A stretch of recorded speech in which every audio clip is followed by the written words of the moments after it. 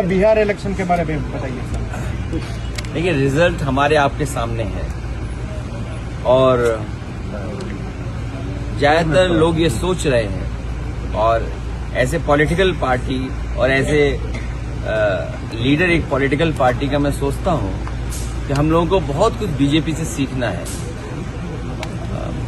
BJP strike rate इतना अच्छा कैसे कर सकती है, और फिर तब जब बिहार में मैं खुद घूमा हूं, तेजस्वी की जो पॉपुलैरिटी थी या कांग्रेस के साथ आना या हमारा जो गठबंधन था, लोग बदलाव के लिए आ रहे थे, ये तो मैं महसूस कर सकता था। लेकिन ये नहीं पता था कि लोगों को नौकरी के सवाल पर, महंगाई के सवाल पर या बिहार के विकास के सवाल पर, किस सवाल पर वोट कर रहे हैं। लेकिन अब 202 डबल सेंचुरी हो जाना, ये हम लोगों को भी टारगेट फिक्स कुछ ऐसा ही करना पड़ेगा यूपी में।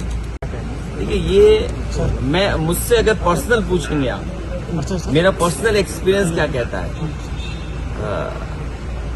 जो बाई इलेक्शन यूपी में हुआ था उसमें बीजेपी ने पुलिस लगा के वोट लूट लिए थे, and I am not saying just like that.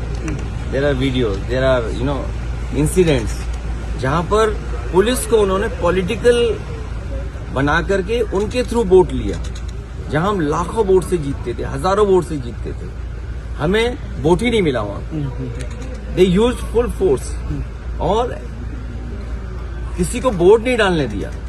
Vote चोरी तो एक स्टेज है, लेकिन वोट ही नहीं डालने दे आप किसी को। और बिहार में क्योंकि कोई कह रहा है कि महिलाओं को 10,000 रुपए मिला है, कोई कह रहा है 20,000 रुपए मिला है, कोई कह रहा है कि एक ही परिवार में 30,000 रुपए आ गया। लेकिन सभी को तो नहीं मिला पैसा, महिलाओं को।